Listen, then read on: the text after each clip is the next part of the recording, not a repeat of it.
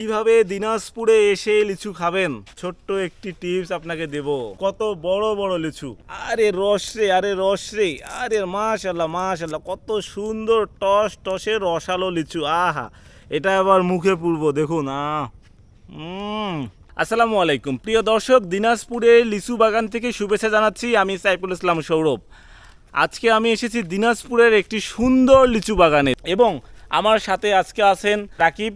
দেখুন প্রিয় দর্শক, কত সুন্দর লাল টস টসে লিচু। আহা, এই যে দেখুন গাছের মধ্যে কত সুন্দর লিচু ঝুলে আছে, খাওয়ার লোক নাই, দেখে একেবারে মন ভরে যায়। যে দেখুন কত সুন্দর লিচু বাগান, আর এই লিচু বাগানের ভিতরে একটি কি দেখা যাচ্ছে, এটা কি মন্দির নাকি? এই যে এই লিচু বাগানের ভিতরে একটি সমাধিসৌধ আছে। কার সে সমাধিসৌধ? এই যে দেখুন প্রিয় দর্শক, সেই খগেন্দ্রনাথ শীলের, মানে এই রাস্তাটি যার নামে তৈরি করা হয়েছে, সেই খগেন্দ্রনাথ শীলের সমাধিসৌধ। আমি একটু কাছে যেয়ে যদি আপনাদেরকে দেখানোর চেষ্টা করি, একবারে কাছে যেয়ে আপনাদেরকে দেখানোর চেষ্টা করতেছি। এই যে দেখুন প্রিয় দর্শক, কিভাবে দিনাজপুরে এসে লিচু খাবেন, এটার আসলে ছোট্ট একটি টিপস আপনাকে দেব। এখানে বাগানে আসবেন, বাগানে এসে এরকম যে চাচা আছে, ভাই আছে, দায়িত্বে আছে, তাদেরকে বলবেন। আপনার নাম কি? আমার নাম বুধু দাস।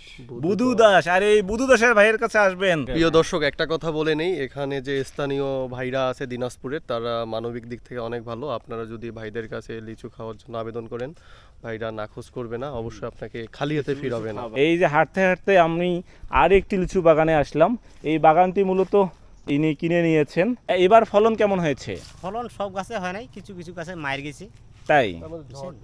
আচ্ছা আচ্ছা, ঝড় গেছে, এই যে মনে কর কাঁচা লিচুটা পুরা আছে। আচ্ছা আচ্ছা, এই যে লিচুটা দেখতে পাচ্ছি, এই যে লিচু, এই লিচুটা আসলে কি লিচু, কি জাতের লিচু? বোম্বে লিচু।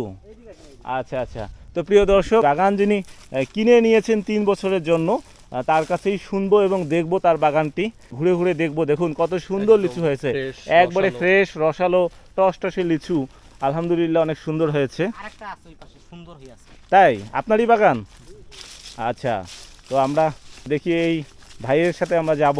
তো প্রিয় দর্শক, দেখুন আমি এই যে এখানকার যে স্থানীয় একজন লিচুর চাষি, অর্থাৎ এই 100 লিচুর গাছ কিনে নিয়েছেন, ওনার সঙ্গেই মূলত আমি যাচ্ছি আরেকটি বাগানে। তো উনি দেখাবে আমাদেরকে আরেকটি বাগান, আমি দেখব, সেই সাথে আপনাদেরকেও দেখানোর চেষ্টা করব। এই যে দেখুন প্রিয় দর্শক, এই ভাইয়ের এই বাগান, এইটা চায়না থ্রি। মাশাল্লাহ মাশাল্লাহ, কত সুন্দর চায়না থ্রি লিচু হয়েছে। তারপরেও যদি মনে হয় এই বৃষ্টিতে কিছু কিছু লিচু ফেটে গিয়েছে, এটা বৃষ্টির শিল পড়ার কারণে নাকি নাকি রোগ? এটি বৃষ্টির কারণে, মানে রোদ ছিল তো। হ্যাঁ, ঘন আছে এইজন্য। এই যে দেখুন চায়না থ্রি লিচু কত সুন্দর ধরেছে, মাশাল্লাহ অনেক সুন্দর হয়েছে। এই যে দেখুন, এটি এটি এটি আপনার নিজস্ব বাগান ভাই? না, ওই মালিকের। ওই মালিকের আপনি কন্ট্যাক্ট নিচ্ছেন আর 3 বছরের জন্য।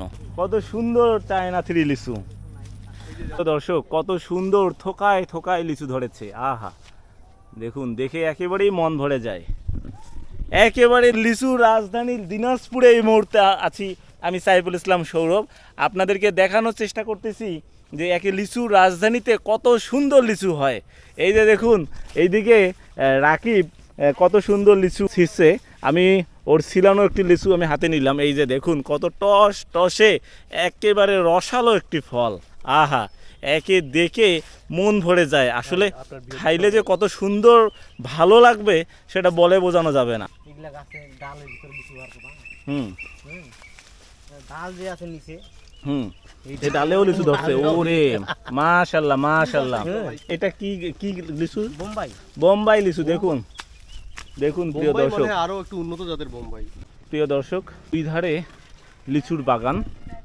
এই যে দেখুন, আমি এবং রাকিব দুইজনে মিলে লিচুর বাগানের মাঝখান দিয়ে হেঁটে যাচ্ছি, আর আমার পাশেই দুই পাশেই লিচুর গাছ, আর টস টসে লাল টস টসে লিচু। এই দেখুন গাছ ভর্তি লিচু।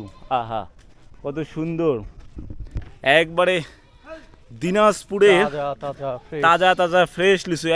এমনি এমনি বলা হয় না যে লিচুর রাজধানী দিনাজপুর, এই কারণেই দেখেন এই পর্যন্ত না হলে 2 থেকে 3 কিলোমিটার রাস্তা হাঁটতেছি শুধু লিচুর বাগান আর লিচুর বাগান।